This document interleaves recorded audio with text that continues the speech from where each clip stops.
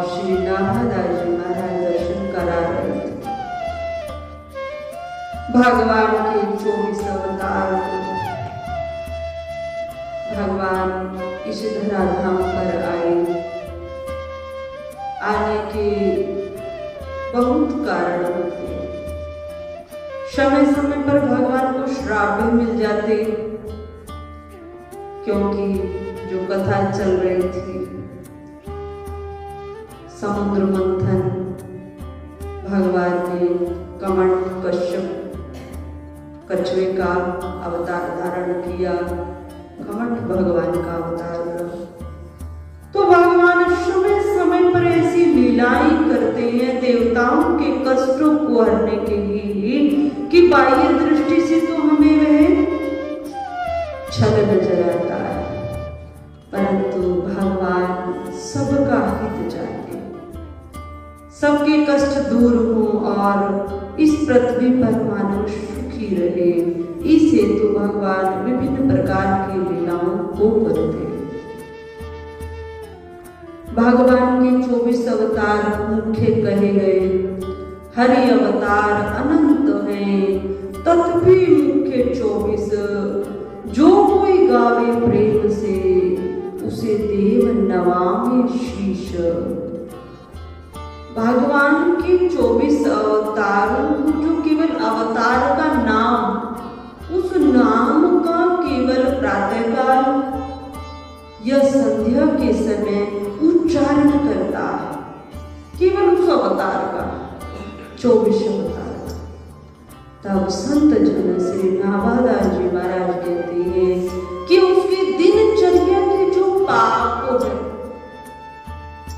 ने चाहकर भी हमारे द्वारा, इस शरीर के द्वारा पाप हो जाते और पुण्य भी होते।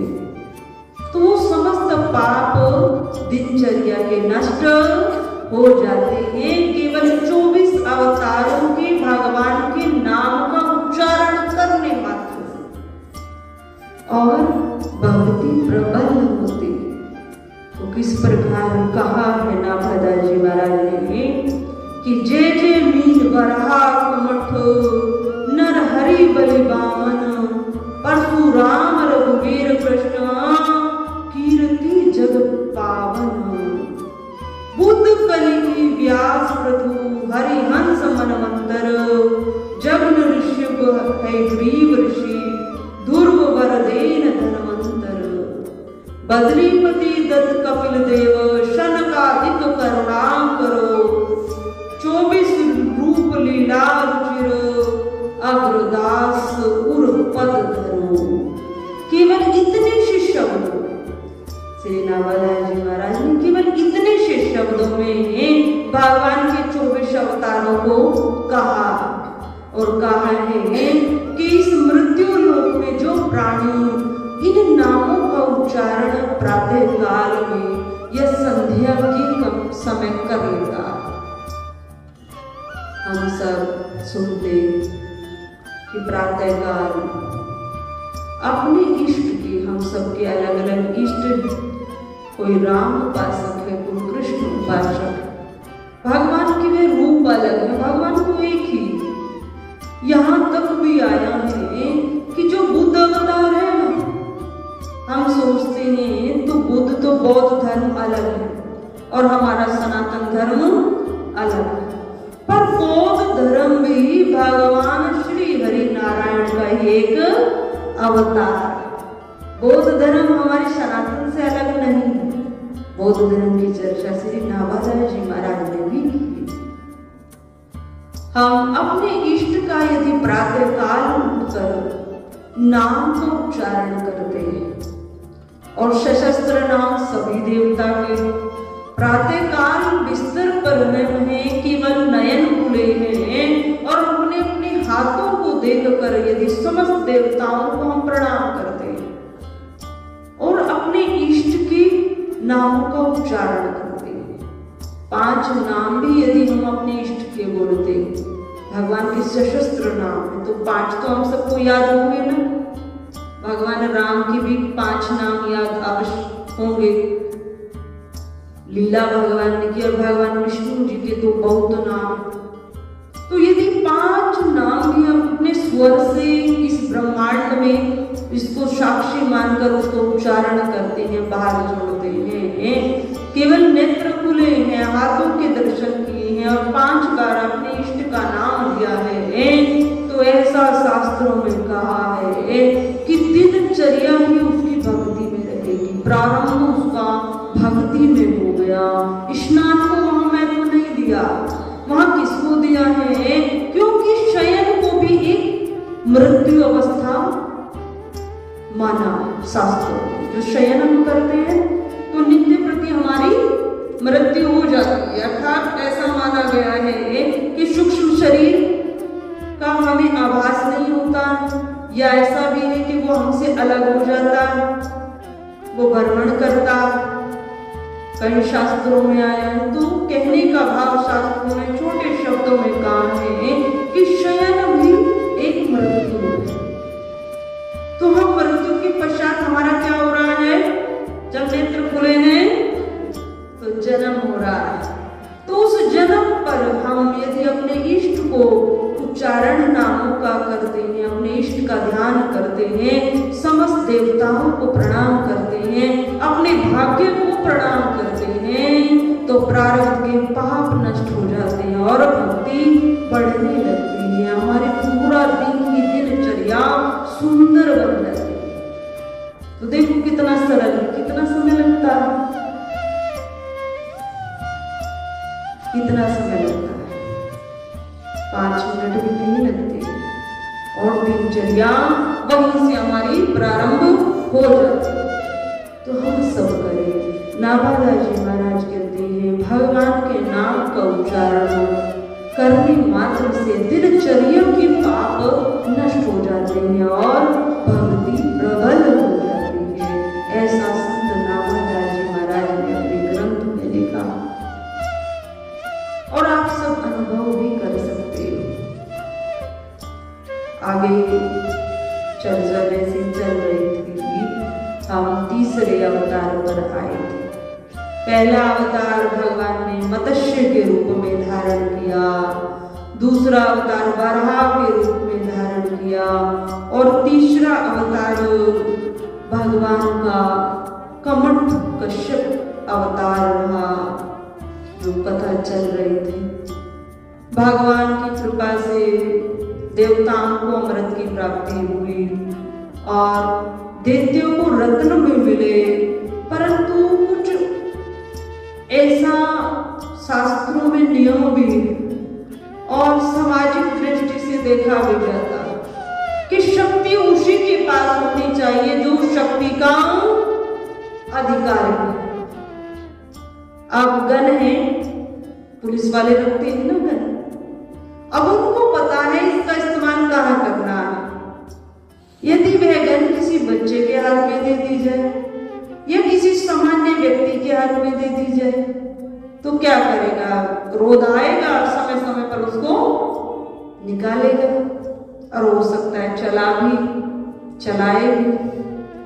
तो वो किसको दी जाती है? जो उसका अधिकारी है, जिसमें वह पात्रता। तो यदि दैत्यों को अमृत पान हो जाता तो क्या होता? जो पृथ्वी पर शुद्ध सात्विक मनुष्य है ना, वो भी इस पृथ्वी पर उनका जीवन संभव नहीं था। क्योंकि वो दैत्य क्या करते हैं? न स्वयं सुखी रहते, ये कलम पर आते ही नहीं और न दूसरों को सुखी कर सकते हैं और सुखी देख भी नहीं सकते। वस्तु वही है, परंतु उपयोग करने की विधि दैत्यों को नहीं आती। बस यही अंतर दैत्यों और देवताओं में, यही अंतर है। अमृत कलश का पान यदि दैत्य कर जाते तो पृथ्वी पर जीवन संभव नहीं था। आप सब देखते हैं ना, भगवान शिव का एक भक्त नहीं कहे कि भगवान से वरदान पाने ही तो भक्ति प्राप्त की और वरदान पाकर क्या किया कि जिसके सर पे हाथ मेरा अंधेरा चला जाए, वह भस्म हो जाए। तो उसने सबसे पहला हाथ किस पर रखा? जिससे वरदान पाया उसी पर रखा। कोशिश की ना, वहीं पर रखा जाए। तो दैत्यों को यदि शक्ति मिल जाए, अमृत का पान दैत्य लोग करेंगे, तो फिर हाहाकार मच जाए। तो शक्ति भी उसी को शोभित होती है जो योग्य है, जो अधिकारी। तो इस प्रकार भगवान ने मोहिनी अवतार भी धारण किया और मोहिनी अवतार अर्थात सुंदर स्त्री का रूप बनाया और दैत्यों को अमृत से वंचित करते हुए देवताओं को अमृत पान कराया। तो इस प्रकार भगवान ने मोहिनी अवतार भी इसी लीला में धारण किया और कमठ कछुए का रूप भी इसी लीला में धारण किया। बोलिए श्री सच्चिदानंद भगवान की जय। आगे भगवान ने नरसिंह अवतार धारण किया, 5वां अवतार। भगवान का 5वां अवतार नरसिंह। भगवान तरह तरह के शरीर धारण करते, पर उन सब में एक विशेषता रही मानव के लिए कि भगवान के लिए हम सब एक समान। भगवान ने कोई भेद पशु पक्षी में नहीं किया। भगवान के लिए हम सब समान हैं। क्यों? क्योंकि हमने अपने कर्मों के अनुसार शरीर पाया। एक चींटी में भी वही आत्मा है और एक हाथी में भी वही आत्मा। वही आत्मा चींटी का आकार भी धारण करती शरीर, और वही आत्मा हाथी का भी आकार धारण करती और वही आत्मा ब्रह्मपद प्राप्त कर लेती। तो भगवान के लिए हम सब समान हैं। हम अपनी योग्यता के अनुसार, अपने कर्मों के अनुसार शरीर ग्रहण करते। भगवान ने नरसिंह अवतार क्यों लिया? क्या इसकी लीलाएं रही? भगवान का ही पार्षद हिरण्यकश्यप एक राजा था। कोई सामान्य राजा हिरण्यकश्यप नहीं था। बहुत बलवान और धनवान राजा था और अपनी प्रजा को पुत्र की भांति पालित करता था। जब पुत्र की भांति पालित करता और धन ऐश्वर्य सब उसके राज्य में भरपूर रहता, तो सब उसकी जय जयकार करते थे। अब ये जो जय जयकार है, इस सब लोगों को जीवन में हम कहेंगे इसको समाहित सब नहीं कर सकते। लोगों की जय जयकार होने लगती है तो क्या बढ़ता है? विकार बढ़ता है। परंतु जो विनम्र व्यक्ति हैं, जो शुभ सात्विक व्यक्ति हैं, यदि उनकी जय जयकार होती है तो वो क्या हो जाते हैं? और भी ज्यादा विनम्र हो जाते हैं, और भी ज्यादा दर्पित भाव के वह हो जाते हैं, और भी ज्यादा अच्छे गुणों को वो ग्रहण करने लगते हैं। और इसके विपरीत यदि इस प्रकार के व्यक्तियों को जय जयकार हो जाए, जिसे अपने यश को अपने जीवन में धारण करने की सामर्थ्य शक्ति नहीं हो और उसको अपने जीवन में स्थिरता बनाए रखने का गुण नहीं आता, तो उसको फिर अभिमान बढ़ने लगता।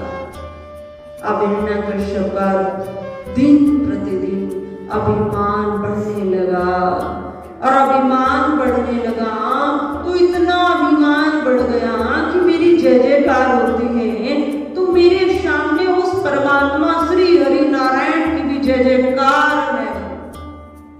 ये प्रजा मेरे अधीन है, मैं इसका पालन करता, मैं अपने राज्य में ये समस्त प्रजा को सुखी रखता हूं, तो केवल मेरी जय जयकार होनी चाहिए। इस प्रकार का अभिमान हिरण्यकश्यप के हृदय में आया और यहीं से उसका पतन प्रारंभ हो गया। अभिमान बढ़ा तो राज्य में जितने धर्मात्मा थे, अब धर्मात्मा तो भगवान का भजन करेंगे। जिस व्यक्ति को लोभ होता है, लालच होता है, वो सामने आकर बड़ी प्रशंसा करता, तो राजा की सब प्रशंसा करते, पर धर्मात्मा साधु भगवान श्री हरि नारायण की प्रशंसा करते और कहते कि देने वाला एक रहे, मांगत लाख करोड़, हमें राजा तुम कुछ नहीं दे सकते हो। देने वाला तो श्री हरि नारायण।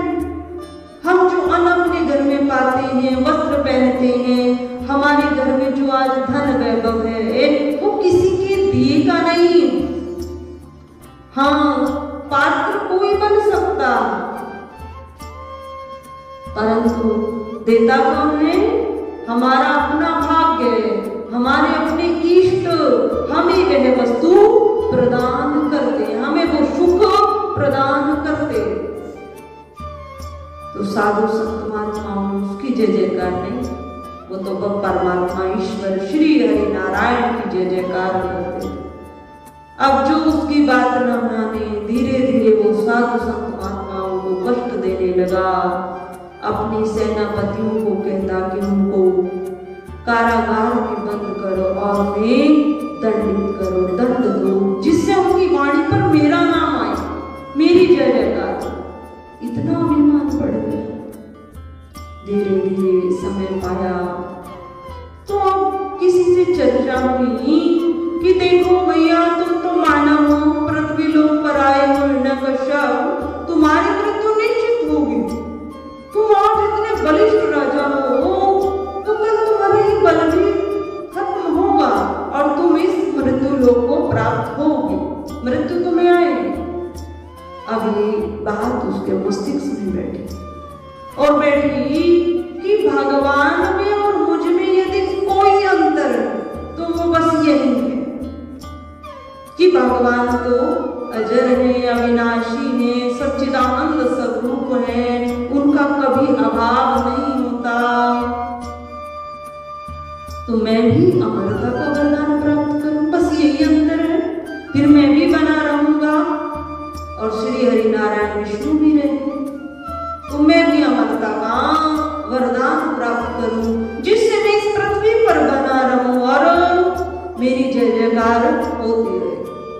तो ऐसा भाव मन में आया और कहीं कहीं पर संतों ने एक बात को और कहा कि हिरण्यकश्यप भगवान श्री हरि नारायण से शत्रुता रखता था, उसको एक कारण और गई। वो कारण है कि हिरण्याक्ष और हिरण्यकश्यप ये दो भाई थे। तो एक भाई की मृत्यु भगवान ने कब की? जब वराह अवतार धारण किया और हिरण्यकश्यप ने पृथ्वी पर धर्म को नष्ट करने के लिए ब्रह्मा जी की बनाई हुई सृष्टि इस पृथ्वी को जल में डुबा दिया। जब पृथ्वी जल में डूबने लगी तब ब्रह्मा जी ने जब ध्यान किया और भगवान वराह रूप से प्रकट हुए तो भगवान ने हिरण्याक्ष का वध किया। तो हिरण्याक्ष किसका भाई था? हिरण्यकश्यप का भाई। तो वह भी शत्रुता हृदय में थी श्री हरि नारायण के प्रति और अपने राज्य में भगवान के नाम का उच्चारण किसी को नहीं करने देता था। और धीरे धीरे समय बढ़ा और हिरण्यकश्यप की जो धर्म पत्नी थी वे बहुत धार्मिक स्वभाव की और श्री हरि नारायण की भक्त। अब देखो पूरे राज्य में चाहता है कि भगवान का कोई नाम ना ले, परंतु क्या पत्नी के हृदय से निकाल पाया? कयाधु नामक वे उसकी धर्म पत्नी और बाल्यावस्था से थी, जब तक उसका विवाह भी नहीं हुआ था, संतों की सेवा करती थी और भगवान श्री हरि नारायण की कथा सुनती थी। विवाह के पश्चात हिरण्यकश्यप के मुख पर नहीं कहती थी मैं नारायण का भजन करती हूँ, परंतु चित्तवृत्ति भगवान से जोड़े रखती थी और हर समय नारायण का ध्यान करते हुए भगवान का मंत्र जपती थी। अब भक्ति कोई किसी से ले नहीं सकता। तो कयाधु भगवान की परम भक्त थी और भगवान की कथाओं में विशेष रुचि रखती थी। धीरे धीरे समय बढ़ा, हिरण्यकश्यप ने विचार किया कि मुझे तप करना चाहिए। और तप करके मुझे अमरता का वरदान प्राप्त करना चाहिए। अब अमरता का वरदान प्राप्त करने के लिए चला, पर जिस दिन चला उस दिन बहुत सुंदर तिथि थी, बहुत सुंदर समय था, पर किसी कारणवश वहां बैठा मन बेचैन हुआ। कुछ पक्षी के स्वर सुने, वो पक्षी कह रहे थे, हे नारायण नारायण हरि नारायण हरि नारायण। लौट आया और लौट आकर एक दिन महल में ही व्यतीत किया। अब घर में व्यतीत किया तो कयाधु को रात्रि में बता रहा था कि एक पक्षी पेड़ पर बैठा और वो नारायण नारायण जप रहा था। अब उसको बड़ा क्रोध आया तो उससे वहां भजन नहीं हुआ, वो लौट आया, क्योंकि पक्षी के स्वर में भी उसे नारायण नारायण की ध्वनि गुंजायमान सुन रही थी। उसको क्रोध आया तो वो तप नहीं कर पाया, घर लौट आया। अब जब रात्रि में बता रहा है तो कयाधु हृदय से बहुत प्रसन्न हो रही है और बार बार कह रही है, कैसे कह रहा था, कैसे पक्षी कह रहा था। तो जब बार बार उसके मुख से नारायण नारायण का उच्चारण कराया तो कयाधु को बहुत पवित्रता, बहुत सुंदर, किनके मुख से निकला तो सही, भाव से अभाव से कुभाव से सही, भगवान के नाम का उच्चारण हो जाए तो भक्ति प्रबल हो जाए। तो इस प्रकार रात्रि व्यतीत हुई और प्रातःकाल हिरण्यकश्यप तप के लिए जंगल में प्रवेश कर गया। जंगल में गया और तप करने लगा। अब जो दैत्य होते हैं ना, बहुत बलशाली होते हैं, और उनमें एक क्या रहता है, एक हठ योग रहता है। जो साधारण भगवान के भक्त हैं ना, वो भावुक होते हैं, बहुत भावुक, और जो दैत्य होती है उन्हें प्राप्ति वरदान चाहिए तो वो हठ योग को अपनाते हैं। तो वहां हठ योग को अपनाया और कठिन तप करने लगा। इधर कयाधु गर्भावस्था को प्राप्त हुई और भगवान श्री हरि का भजन करने लगे। भजन किया, संतों की सेवा की और शास्त्रों का अध्ययन किया। इधर हिरण्यकश्यप जी ने ब्रह्मा जी को प्रसन्न किया और ब्रह्मा जी से वरदान मांगा। अब हृदय में तो कोई बैठा है ना, अमर होना, श्री हरि नारायण जैसा बनना है तो अमर होना पड़ेगा। उधर कयाधु को बहुत अच्छा समय मिला, ग्रंथों का अध्ययन किया, भगवान के भजनों को सुना और हर समय नारायण में अपनी रुचि को बनाया। ब्रह्मा जी से वरदान पाया। ब्रह्मा जी से कहा कि मुझे ऐसा वरदान दीजिए अमरता का कि कभी भी मेरी मृत्यु न हो, मेरा शरीर में इसी प्रकार बना रहूं। अब ब्रह्मा जी ने कहा कि इस सृष्टि पर जो आया, जन्म धारण करके जो आया है, उसको जाना अवश्य। अमरता का वरदान उसके लिए है ही नहीं, क्योंकि जिसका जन्म हुआ है उसकी मृत्यु निश्चित है, अवश्य होगी। किसी के कुछ लंबे समय तक शरीर चल सकता है और किसी का बहुत कम समय तक। अभी एक माता परिचित एक बच्चे को जन्म दिया, सामान्य, बिल्कुल सामान्य, और घर में आई, 7 दिन व्यतीत हुए, बच्चे का पालन कर रही, 7 दिन हो गए, सामान्य अवस्था से बच्चे को प्राप्त किया और बैठे बैठे कुछ हल्की सी घबराहट हुई। पहले तो कहते थे एक अटैक पड़ा, दूसरा आएगा, तीसरे में जय श्री राम हो जाएगा, पर उसको तो हल्की सी घबराहट हुई, ना पहला अटैक था ना सेकंड अटैक था, केवल घबराहट हुई और तुरंत 2 मिनट के अंदर शरीर छोड़ दिया। 35 वर्ष की भी वह नहीं है, पहला ही उसका वह बच्चा। तो ये शरीर विधि का विधान है, जिसके जितने समय तक यह श्वास है उतना समय हम सबको मिला। फिर चाहे वे संध्या का समय हो, दोपहर का समय हो, प्रातःकाल का समय हो, सोमवार हो, मंगलवार हो, पौष मास हो, कार्तिक मास यहाँ से जाना उसी क्षण। तो वह माता शरीर छोड़कर चले। तो कहने का भाव, मृत्यु तो हम सबकी होगी, पर एक मृत्यु ऐसी होगी कि हम अपने अच्छे संस्कारों को, अपने डीएनए को किसी को देकर जाएंगे जो हमें याद करेगा ये अमुक का पुत्र था, इसकी माता अमुक थी, संतों की सेवा करती थी, भजन करती थी, और वही संस्कार इस बच्ची में। और एक जाएगा रे राम राम, इसके पिता भी ऐसे थे। अगर मर भी जाएंगे, शरीर छूट जाए तो किसी को दुख नहीं होता, तो मृत्यु तो सबकी होगी। तो हमारे हाथ में है, हम अपने जीवन को कैसा बनाते हैं, किस प्रकार जीवन यापन करते हैं।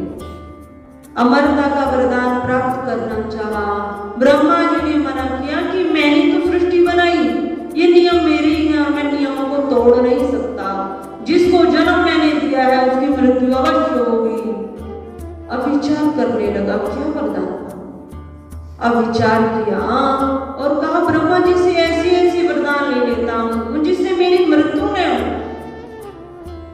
कैसे कैसे वरदान पाए कि मैं न जल में मरूं, न थल में मरूं, न मैं आकाश में मरूं, न मैं अस्त्र से मरूं, न मैं शस्त्र से मरूं, न मैं किसी पशु पक्षी से मरूं, न मैं नर से मरूं, न मैं सुबह में मरूं, न मैं शाम में मरूं। इस प्रकार के वरदान है न कश्यप दे पाए। और न मैं जो 12 महीने होते हैं ना, इसमें भी न मरूं। साल के जो 12 महीने कहते हैं ना, हिंदी में भी होते हैं, उनमें भी ने मेरा शरीर। अधिक मास में भगवान ने हिरण्यकश्यप का वध किया। तो इस प्रकार के बहुत सारे वरदान मांगे।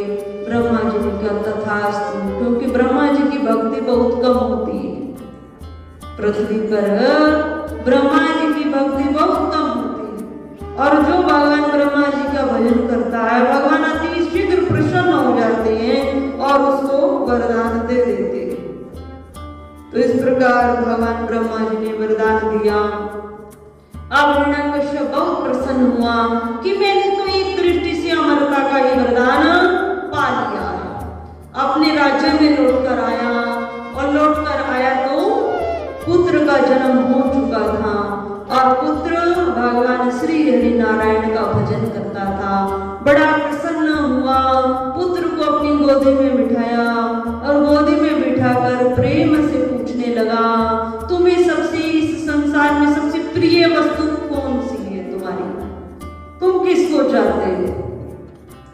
पहली बार पुत्र को प्रेम से अपनी गोदी में बिठाया और पुत्र ने किसका नाम लिया, नारायण का। पिताजी, इस संसार में यदि कोई सबसे ज्यादा दुर्लभ है और जिसको प्राप्त करना सबसे ज्यादा दुर्लभ है और यदि प्राप्त हो जाए तो हम सब जीवों का उद्धार हो जाए।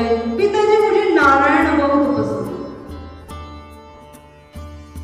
जैसे ही ये स्वर कानों में पड़े और प्रहलाद पर अत्याचार शुरू हो गया। प्रहलाद पर हम सब भजनों के माध्यम से बहुत गाते हैं, कितना अत्याचार हुआ, परंतु जिसकी रक्षा भगवान करते हैं। प्रहलाद तो नन्हा बालक जिसको सांसारिक विषयों का ज्ञात भी नहीं, किस प्रकार के संसारिक विषय होते हैं और किस प्रकार की संसार की वृत्तियां हैं, जिसको बहुत हृदय छोटी अवस्था में भगवान से लिप्त हो गया, भगवान की भक्ति से ओतप्रोत हो गया, उसकी रक्षा स्वयं भगवान करते हैं।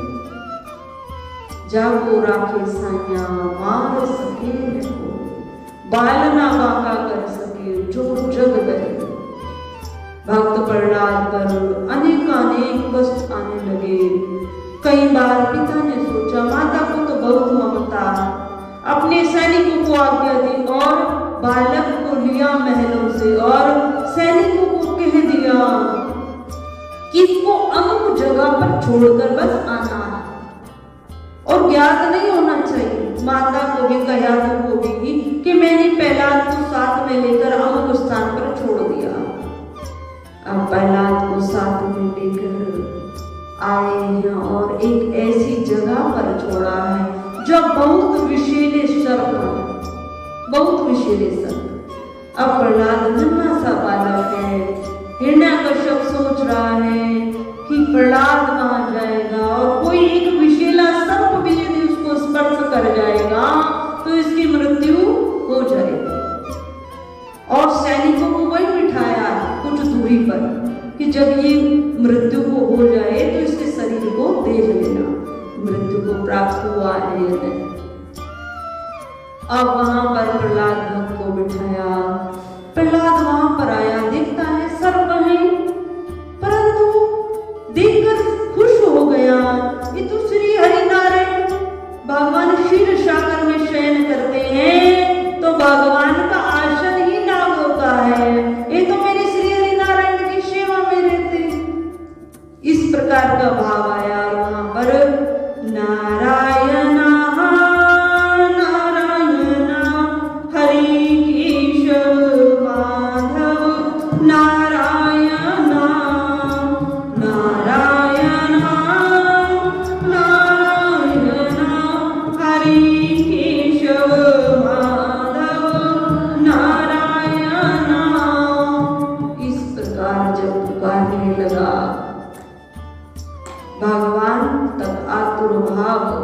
वह पहुंचा और भगवान ने तुरंत वो जो नाग थे वो सब क्या बन गए, पुष्प बन गए। हमारी जो दृष्टि थी उसमें पुष्प बन गए, पर वह नाग तो नाग ही रहे और उन्होंने नागों ने एक प्रहलाद भक्त को स्पर्श तक नहीं किया, जबकि नागों का झुंड पड़ा हुआ था। उसके पश्चात ऐसे ऐसे दृश्य देखने में समाज में भी आ जाती है तो कथा, परंतु हम समाज में भी देखेंगे कई बच्चे ऐसे आए कि नीचे जल का बोरिंग करा रहे और उसमें वे बच्ची चली गई और जाने के पश्चात अब उसको निकालने में समय लगा। अब अंदर से ही उसने आवाज दी, अब कितना अंधेरा है अंदर। हम जब कक्ष बंद करके देखें, लाइट बंद करके, वो जो अंधेरा है उससे कई 4 गुना ज्यादा अंधेरा नीचे, 6 फुट की जो और गहराई में जाएंगे तो बहुत अंधेरा और मात्र इतनी सी जगह। अब उसमें वे बच्ची नीचे जितना वो बोरिंग कराया है 400 फीट का वो पड़ी और वहां से उसने आवाज लगाई है। ऊपर किसी ने सुना है, उसको निकालने में 2 या इससे ज्यादा दिन का समय लगा। अब देखो वो बच्ची सुरक्षित निकल आई, उसमें प्राण शक्ति मिली। तो किसने वहां रक्षा की? भगवान ने उसकी रक्षा की। भगवान ने कहेंगे या यूं कहें उसका विधि के विधान के अनुसार अभी समय इस संसार को छोड़कर जाने का नहीं था। अभी इधर उत्तर साइड में सुरंग में मजदूर फंस गए। कितने दिन लगे उनको निकालने? कम से कम 16-17 दिन का समय उनको लगा, 17 दिन का समय लगा। और वहां कुछ नहीं खाया, कुछ भी नहीं खाया, क्योंकि था ही नहीं वहां कुछ खाने को। और जितने वो थे जिनकी डेड बॉडी निकलनी थी वो निकल चुके थे, जिनका एक अनुमान था कि इतने मजदूर वहां हैं और उस सुरंग से वे निकल जाए, वो सब मिल गए। तो जैसे ही वो बाहर आई हैं, सबसे पहले तो उन्होंने इस ब्रह्मांड को धन्यवाद दिया, क्योंकि वो पल पल वहां पर कह रहे थे ना जाने कौन से ऐसा दिन होगा, हम उस आकाश को देखेंगे, हम बाहर आएंगे, हम बच भी पाएंगे या नहीं। परंतु विधि के विधान के अनुसार उनका समय जाने का नहीं था। उन्होंने वहां भी भगवान को पुकारा। कहते हैं भगवान की पुकारते जब हमें तो भगवान तक वह पुकार नहीं पहुंची, वो मानवों के रूप में ही तो सुरक्षित बाहर निकाला गया। उनका चेकअप कराया गया बॉडी का कि इतने दिन तक रही है, कोई अंदरूनी चोट तो नहीं। वो सब सुरक्षित थे, केवल कमजोरी थी कि 17 दिन तक कुछ खाया, जो कुछ पास था केवल उसका सेवन किया। और सारे भाई सुरक्षित निकल कर आए और इस ब्रह्मांड को बारंबार वो धन्यवाद देते हैं कि हमें जीवन दान मिला। तो इस सृष्टि में भी ऐसे कार्य समय समय पर होते। तो भक्त प्रहलाद ने भगवान को पुकारा, सर्पों से भगवान ने उसकी रक्षा की। समय और व्यतीत हुआ, सैनिकों ने देखा प्रहलाद सुरक्षित है, राजा को बताया, महलों में लाया गया। अब दोबारा दंड देने की विधि क्या रही कि पर्वत से गिरा दिया जाए। अब पर्वत से गिरेगा, नन्हा सा बालक है, और कहां पर गिराया जाए? झील, नीचे झील थी पानी की, उसमें गिरा दिया जाए तो पता भी नहीं चलेगा और मृत्यु को प्राप्त हो जाएगा। अब पर्वत से गिराया भक्त प्रहलाद को, पर गिराया जरूर, जैसे एक वस्तु नीचे आकर बैठ जाती है, ऐसे भक्त प्रहलाद आकर पृथ्वी पर सुरक्षित बैठ गए।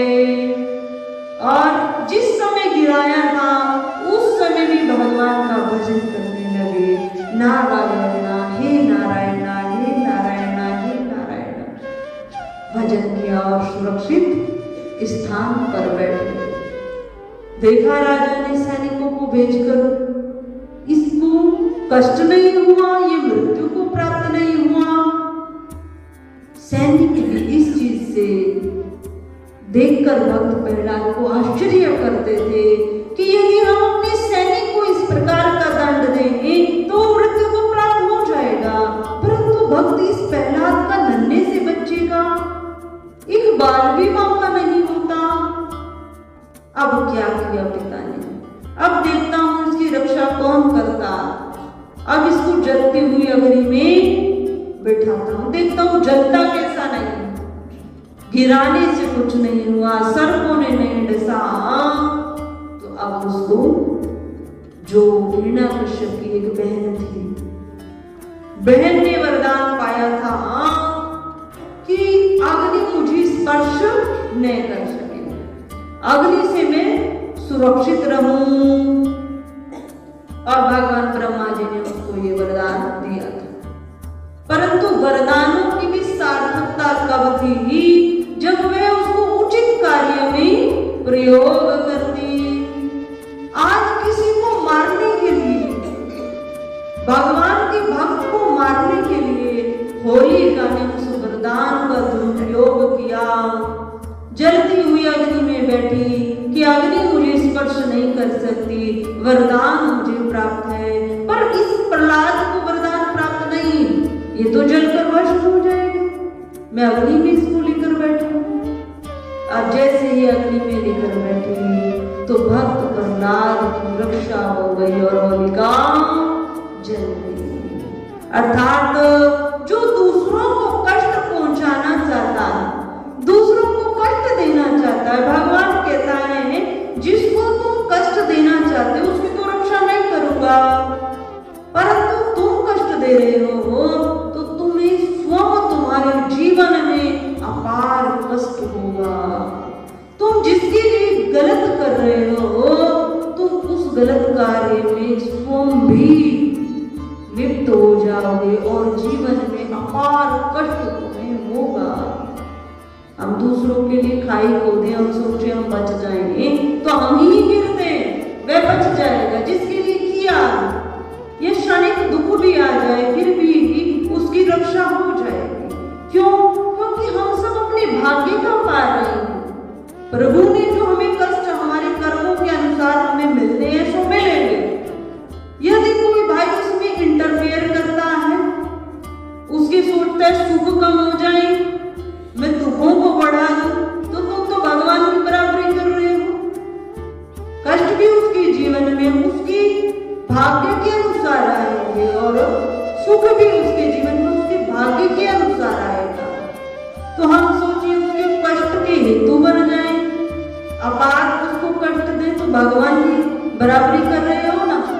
तो भगवान कहता है उसकी तो मैं रक्षा करूंगा, पर इस त्रिलोकी में तुम्हें कोई बचा नहीं पाएगा, तुम्हें इतना कष्ट होगा।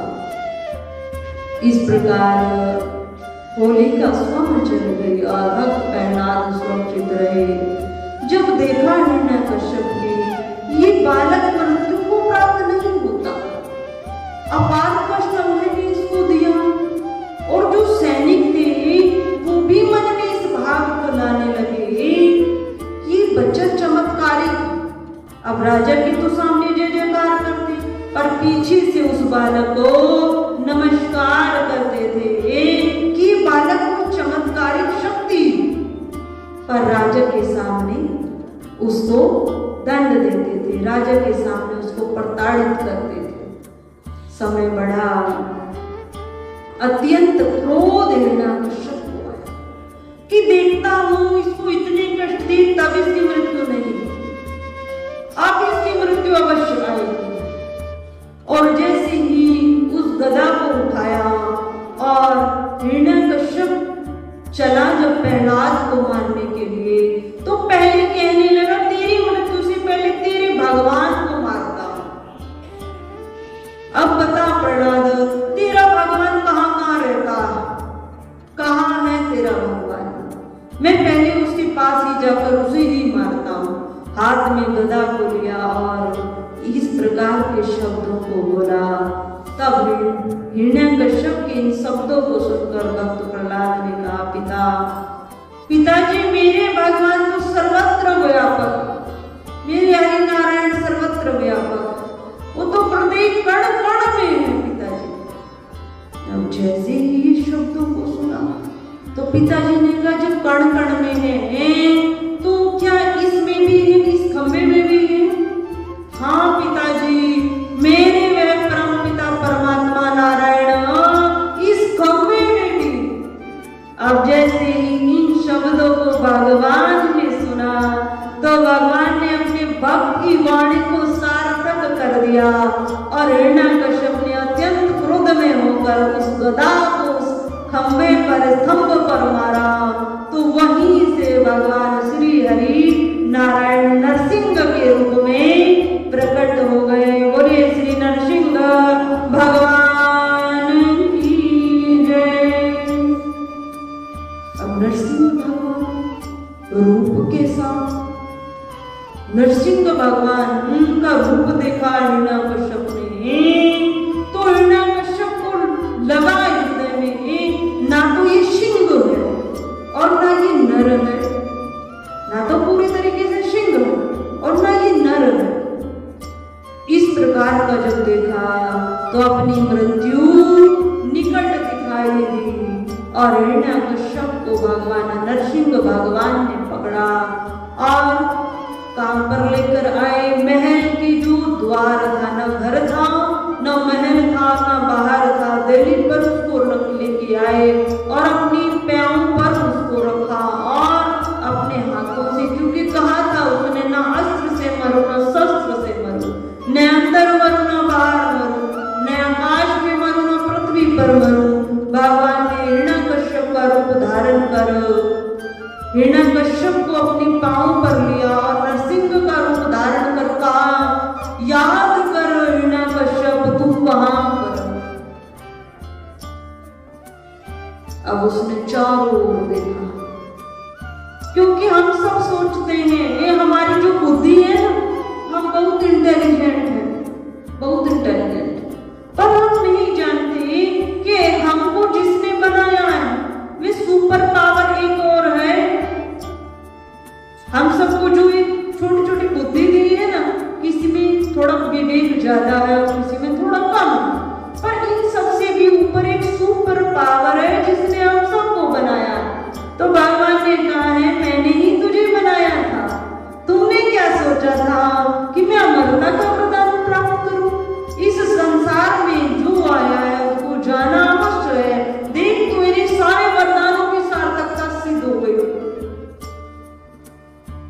अधिक मांस है, न अंदर है न बाहर है, न अस्त्र है न शस्त्र है, न पशु मारने वाला न रहे। इस प्रकार के 24 वरदान पाए थे और 24 वरदानों के सार्थकता को भगवान ने सिद्ध किया, भक्त प्रहलाद की वाणी को सिद्ध किया और हिरण्यकश्यप का उद्धार भगवान ने किया, मृत्यु को प्राप्त हो गया। भक्त प्रहलाद जब इस प्रकार के भगवान के रूप को देखा, क्योंकि चतुर्भुज रूप में भगवान की पूजा कर रहा था नारायण, पर इस प्रकार के भगवान के रूप को देखा तो नन्हा सा बालक भक्त प्रहलाद कांपने लगा।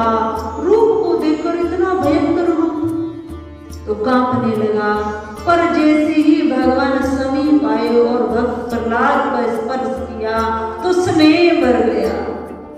जब किसी छोटे बालक का स्पर्श मिल जाता है तो जो क्रोध है ना वो शांत हो जाता है। तो भगवान का, नरसिंह भगवान का जब क्रोध था, भक्त का स्पर्श किया तो वह क्रोध नष्ट हो गया, उसको गोदी में बिठाया और उसको प्रेम किया और भगवान ने भक्त प्रहलाद को आशीर्वाद दिया, आशीर्वाद के साथ वरदान दिया, भक्ति अखंड करने वाले मेरे परम भक्त तुम रहोगे, तुम्हारे राज्य में भक्ति प्रबल होगी, साधु संत महात्माओं की तुम सेवा करोगे और तुम्हें भक्ति को बढ़ाते हुए अपने जीवन को सार्थक करना है, भगवान के भक्तों की रक्षा करनी है।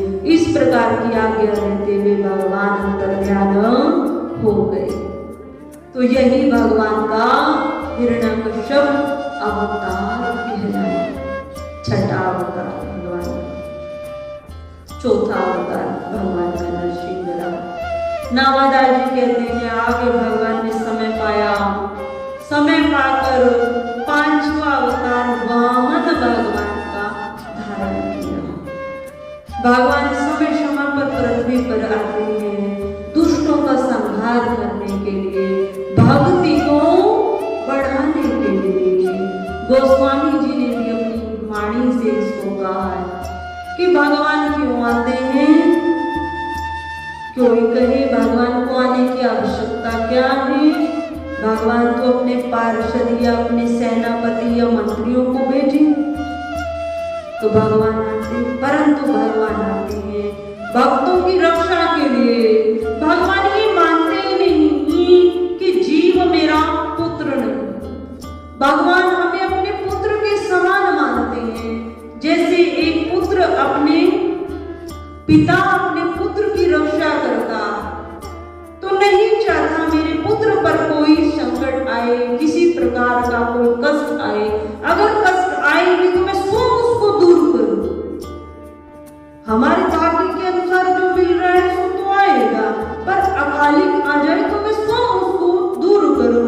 तो भगवान इसलिए स्वयं आ जाते, सब कुछ भूल जाते हैं, बस ये देखते हैं मेरा पुत्र मुझे पुकार रहा है, धरती पर अत्याचार बढ़ रहा है, कोई मुझे यशोदा माता मिल जाए, कोई मुझे नंद बाबा मिल जाए जिसके यहाँ मैं अवतार धारण करूं और पृथ्वी पर आ जाऊं। ये विचार भगवान का रहता। गोस्वामी जी कहते हैं भगवान अवतार धारण करते हैं और अवतार धारण करने के पीछे मुख्य कारण यही रहती है कि भक्त को आनंद देने के लिए, धर्म की रक्षा के लिए। और भगवान आते हैं, दुष्टों का उद्धार करते हैं, भक्तों की रक्षा करते हैं, तभी तो ग्रंथों में उनकी लीलाएं वर्णित होती। भगवान आए और चले जाए, भगवान ने विभिन्न प्रकार की लीलाएं की हैं जिनको संतों ने लिख दिया है और आज हम सबको सुनकर अपने जीवन को धन्य बना रहे हैं, अपने जीवन की सार्थकता को सिद्ध कर रहे हैं। जब जब हुई धर्म की हानि, बाढ़ी असुर अधम अभिमानी, तब तब प्रभु धरी विविध शरीरा, हरम कृपा निधि सज्जन मीरा। और भगवान भक्तों की पीड़ा को दूर करते हैं, धर्म की रक्षा करते हैं और हम सबको आनंदित करने के लिए, हम सबके जीवन को सुंदर बनाने के लिए, हम सबको प्रेरणा देने के लिए भगवान समय समय पर भगवान का 5वां अवतार वामन भगवान का रहा। भगवान वामन जी के रूप में आए। अब ऐसी क्या समस्या आई कि भगवान को ब्रह्मचारी का रूप धारण कर पृथ्वी पर आना पड़ा। एक समय दैत्यों का अत्याचार बढ़ गया। अत्याचार दैत्यों का बढ़ा तो दैत्यों में एक राजा हुआ बलि राजा। तो जैसे नाम से ही प्रसिद्ध ये बलि राजा इतने बलवान थे और धर्मात्मा भी थे, धर्मात्मा भी और बलवान भी। तो धीरे धीरे बलि ने समस्त देवताओं के जो लोग थे उनको अपने में स्थापित कर लिया और देवताओं को उनके स्थान से वंचित कर दिया। अब दैत्य सभी सुख पूर्वक रहने लगे। क्यों? क्योंकि बलि का राज्य, बलि के राज्य में सभी प्रसन्न रहते दैत्य और बलि भी धर्मात्मा पूर्वक राज्य करने लगा। परंतु जिसका स्थान छीना गया उसको तो दुख होगा ना। तभी तो दैत्यों को सुख मिला जब देवताओं का स्थान छीना गया, उन्हें वंचित किया गया। अब देवता बहुत दुखी हुए और देवता यदि अप्रसन्न है तो उसका प्रकोप किस पर पड़ता है? यदि हमारे 5 देवता ये भी अप्रसन्न हो जाएंगे तो उसका प्रकोप किस पर पड़ता है? हम पृथ्वीवासियों पर पड़ता है। यदि वायु देवता क्रोध हो जाए तब क्या होगा? तो पृथ्वी पर हाहाकार हो जाएगा। यदि जल देवता क्रोध हो जाए तो पृथ्वी पर जीवन संभव नहीं होगा। उसी प्रकार सूर्य देवता, उसी प्रकार चंद्रमा देवता, उसी प्रकार आकाश देवता, उसी प्रकार पृथ्वी देवता। तो जब देवता प्रसन्न हो जाते हैं तो उसका प्रभाव इस मनुष्य लोग, इस पृथ्वी पर जो प्राणी है उन पर पड़ता है। तो देवता प्रसन्न रहने लगे और अपने स्थान से वंचित हुए। अब जो माता दैत्य और देवताओं कश्यप ऋषि की सब संतानें, परंतु जो देवतागण वो अदिति माता के पुत्र और जो दैत्य हैं वो दिति माता के पुत्र। केवल माता का अंतर। अब देखो कितना बड़ा अंतर संतान में। देखिए कश्यप ऋषि की दोनों संतान देवता और दैत्य, परंतु माता का अंतर है। माता देवताओं की माता अदिति है जो शुद्ध सात्विक विचारों की है, जिसके जीवन में प्रबल धर्म है, सामान्य धर्म नहीं, प्रबल धर्म है, विवेक मूर्त जागृत है और धर्मात्मा है, स्वयं बहुत धार्मिक। तो किस प्रकार के पुत्रों को जन्म दिया? जो स्वयं भी सुखी रहते हैं और औरों को भी सुखी रख सकते हैं। इस प्रकार के पुत्रों को जन्म दिया। और एक माता दीति माता तमोगुणी स्वभाव की, अर्थात उनका जन्म ऐसा कहा गया है कि राक्षस कुल में ही हुआ था। राक्षस कुल में अर्थात जिनमें तमोगुण था। तमोगुण प्रधान होने के कारण किस प्रकार की संतान उत्पन्न हुई? जो बलवान तो बहुत है, परंतु जिनमें विवेक नहीं है, जो सुख पूर्वक नहीं रहते और दूसरों को भी सुख दे नहीं सकते। इस प्रकार की संतानों को जन्म दीति माता ने दिया। क्यों? क्योंकि उनके स्वयं के संस्कार ऐसे ही थे। तो देखो माताओं कितना अंतर आया। तो तभी माता को क्या कहा गया है? प्रथम गुरु कहा गया है। एक बालक की जो सबसे पहली शिक्षिका होती है उसको सात्विकता का, व्यवहारिक व्यवस्था का, घर की व्यवस्था का जो ज्ञान कराती, वो प्रथम शिक्षिका, वो प्रथम गुरु माँ ही होती। तो भगवान राम जी ने क्या कहा?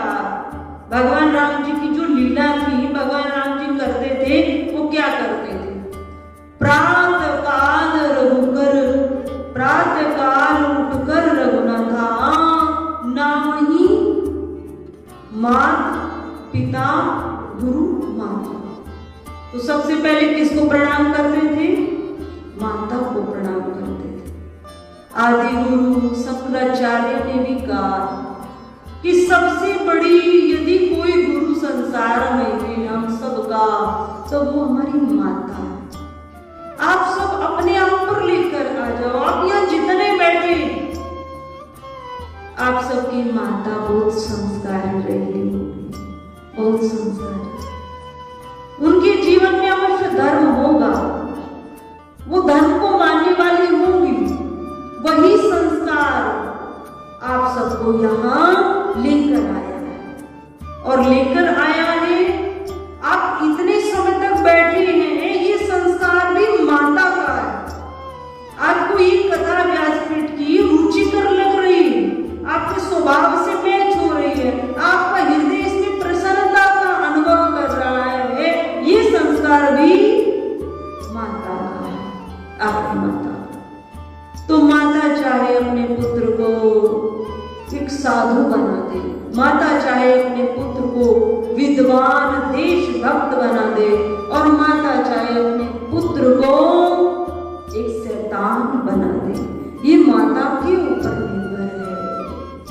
तो जब सर्वप्रथम बच्चा माता से शिक्षा ग्रहण करता है, तो वो जिस प्रकार की शिक्षा देती है वही उसके जीवन जीने की कला वहीं से निर्धारित हो जाती है, उसके संस्कारों की नींव वहीं से प्रारंभ हो जाती है। तो इस प्रकार देवते और देवताओं में यदि कोई अंतर था, तो वह माता के संस्कारों का अंतर था, और उसी संस्कार के कारण देवताओं की पूजा होती है और देवताओं को क्या किया जाता है? एक ही देवते हैं जो अजर और अमर है। कौन है? एक देवते हैं हमारे हम सब के बीच में, वो अजर और अमर है। वो कौन है? वो है राहु और केतु। ये एक ही है, पर एक शरीर के दो नाम, राहु और केतु। एक होकर दो हो गए और दोनों अपना प्रभाव दिखाते समय पर जिस प्रकार कभी नक्षत्रों के अनुसार कभी एक राशि पर आती है, कभी दूसरी राशि पर आती है, तो ये सुख पहुंचाते हैं या कष्ट पहुंचाते हैं? कष्ट पहुंचाते हैं। परंतु जब इनकी तृप्ति हो जाती है, इनको प्रणाम किया जाता है, इनके मंत्र का उच्चारण किया जाता है, तो प्रसन्न भी हो जाते हैं और प्रसन्न होकर अपनी कृपा भी देते हैं। परंतु इन राहु के तो एक देते से सूर्य चंद्रमा भयभीत रहते हैं, और यदि सारे देते अमृत का पान कर जाते, अमर हो जाते देवताओं की तरह, तो फिर पृथ्वी पर जीवन संभव नहीं था। तो कहने का भाव, हम सबके संस्कारों में जो आज भक्ति है वो हमारे पूर्वजों की रही है, और पूर्वज में भी उनके माता ही रही। तो वामन भगवान इस धराधाम पर आए, उनका एक ही कारण रहा कि देवताओं को अत्यंत कष्ट होने लगा, और देवताओं के कष्टों की निवृत्ति हेतु जो अदिति माता थी उन्होंने तप किया, भगवान श्री हरि नारायण का अपार भजन किया, और भजन कर भगवान से वरदान मांगा, हे प्रभु मैं चाहती हूँ मेरे पुत्र देवता उन्हें अपने राज्य को प्राप्त करें, उन्हें सुख पहुंचे। मैं मां हूँ, मैं नहीं देख सकती, मेरे पुत्र संकट में हैं, उनके ऊपर समस्याएं, उनका राज्य उनसे छीन लिया गया, तो मैं अपने पुत्रों का राज्य वापस चाहती हूँ। भगवान ने कहा ठीक है, देवताओं के कार्य को पूर्ण करना मेरा उत्तरदायित्व भी है, और तुमने वरदान भी मांगा है, तो मैं तुम्हारे यहाँ जन्म लूंगा, मैं तुम्हारे यहाँ अपने चतुर्भुज रूप में प्रकट होऊंगा। और होकर उसके पश्चात भगवान की शिशु लीला रही, पर भगवान चतुर्भुज रूप से आदित्य के यहाँ प्रकट हुए, और प्रकट होकर भगवान ने वामन ब्रह्मचारी का रूप धारण किया, पूर्णतः ब्रह्मचारी का रूप धारण कर भगवान बलि के राज्य में पहुंचे। बलि कोई साधारण नहीं था, बलि बहुत भजन साधन करने वाला एक धर्मात्मा ही था। दैत्य कुल में उत्पन्न हुआ था, पर बलि धर्मात्मा ही था और अपने गुरु की आज्ञा अनुसार राज्य को चलाता था। तो कल इस चर्चा को बढ़ाएंगे, समय का भी अभाव है। कल हम सब 22 जनवरी को एक मुख्य पर्व मना रहे हैं और आगे भी इसको मनाते रहेंगे। तो कल 22 जनवरी हम सब अपने हृदय में उमंग को, एक खुशी को डेवलप करेंगे। कल कोई सामान्य दिन नहीं है। जिस प्रकार हम सबका घर यदि छीन लिया जाए और उस पर कोई हमसे विपरीत चीज बना दी जाए जो हमें बिल्कुल पसंद नहीं हो, और पुनः वह घर हमें प्राप्त हो और पुनः हम उसे अपने हिसाब से डिजाइन करें और पुनः हम उस घर में जाकर रहने लगे, उसका उद्घाटन करें। तो भगवान राम जी की यही स्थिति। भगवान परिव्यापक है, सर्वत्र समाना, भगवान कण कण में विराजमान और भगवान राम लला वहां पर है। परंतु इस प्रकार है जिस प्रकार लड्डू गोपाल रहते, प्राण प्रतिष्ठित रामलला वहां नहीं। रामलला कल प्राण प्रतिष्ठित होकर वहां विराजेंगे। अभी प्राण प्रतिष्ठित नहीं थे, क्यों? क्योंकि वो हटा दिया था। जो स्थान से एक बार वस्तु हट जाती है, चाहे वह प्रतिमा या अन्य कोई हो, तो उसकी पुनः प्राण प्रतिष्ठा विधि विधान से करने का नियम है। तो रामलला तो वहां पर थे, पर प्राण प्रतिष्ठित नहीं थे। पर कल हम सब के अपनी प्रशंसा करें, भाग्यशाली हम सब हैं और हम सब उस दृश्य के साक्षी कल रहेंगे कि भगवान राम जी प्राण प्रतिष्ठित होकर अयोध्या में विराजेंगे, अयोध्या में रहेंगे। जिस प्रकार हम बांके बिहारी जी के दर्शन करते हैं, उस प्रकार हम राम जी के दर्शन करेंगे। तो 11 और 1 बजे 2 घंटे का समय ऐसा है जिसमें विशेष पूजा अर्चना भगवान राम जी की अयोध्या में रहेगी। अयोध्या में ही नहीं, अन्य भारत में जो प्रतिष्ठित मंदिर है, सब में विशेष भजन साधन रहेगा। भगवान राम जी दिन के ठीक 12 बजे आए थे, तो ठीक 12 बजे भगवान की प्राण प्रतिष्ठा की जो क्रिया है वो प्रारंभ हो जाएगी और 12:20 तक वह क्रिया चलेगी और भगवान पूर्णतः प्राण प्रतिष्ठित हो जाएंगे। तो कल हम सब के लिए बहुत बड़ा दिन है, एक बड़ा पर्व है। तो हम सब जितने बुजुर्ग भाई कोशिश करें, सब प्रातः काल स्नान करें और पवित्र वस्त्रों को धारण करें। समस्त हमारे वस्त्र जो हो पवित्र हो और स्नान करने के पश्चात हम भगवान श्री राम का ध्यान करें। भले ही हम अयोध्या नहीं जा रहे, अयोध्या को अपने घर ही हम अयोध्या को ले आए, घर ही अयोध्या को बनाए, भगवान राम जी के नाम का उच्चारण करें और पूजन वहां हो रहा है और ऐसी सुविधा रहेगी, वो पूजन हमें लाइव दिखेगा, तो हम उसको देखें और अपने आप को अयोध्या में ही हम माने।